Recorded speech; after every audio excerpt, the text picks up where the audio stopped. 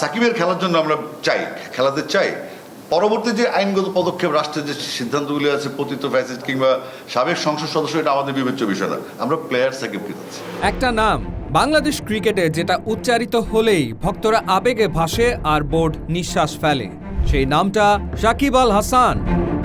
একটা সময় ছিল বাংলাদেশ ক্রিকেট মানেই ছিল স্বপ্ন, আর এখন শিরোনাম মানেই সংকট, প্রশ্ন মানেই বোর্ড। এই গল্পটা একটা নামকে ঘিরে, একটা সিদ্ধান্তকে ঘিরে। নামটা সাকিব আল হাসান। বিশ্বকাপ থেকে বাদ বাংলাদেশ, বোর্ডে পদত্যাগ, ম্যাচ ফিক্সিং এর অভিযোগ, ঘরোয়া ক্রিকেট অচল, চারদিকে চাপ, চারদিকে ক্ষোভ। ঠিক এই সময় বিসিবির দরজা বন্ধ হয়ে যায়। বোর্ডরুমে শুরু হয় এক জরুরি বৈঠক। ভালো কিছু করতে হবে, মানুষের চোখ অন্যদিকে নিতে হবে।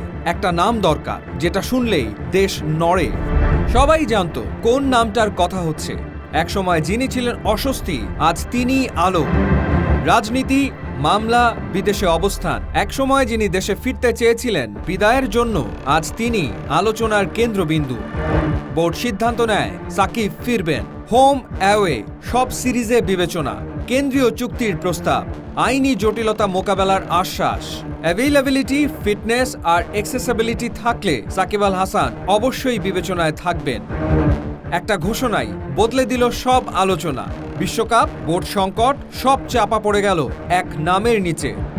কিন্তু প্রশ্ন থামে না, যদি দরকারি হতো বিশ্বকাপের দলে কেন ছিলেন না?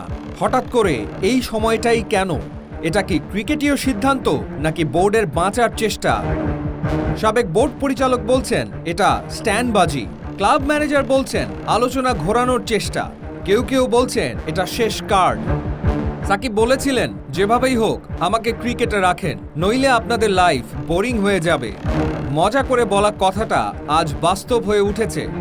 সাকিব একটা ব্র্যান্ড, সাকিব একটা ইতিহাস, কিন্তু সাকিব কি সমাধান নাকি সাময়িক মুক্তি? আইন চলবে নিজের পথে, সরকার দেখবে নিজের মতো। বোর্ড বলছে আমরা শুধু ক্রিকেটার সাকিবকে চাই। এটা কোনো প্রত্যাবর্তনের গল্প নয়, এটা একটা বোর্ডের বাঁচার লড়াই। একটা নাম, একটা সিদ্ধান্ত, একটা ঝুঁকি। খেলাটার নাম বিসিবির সাকিব কার্ড।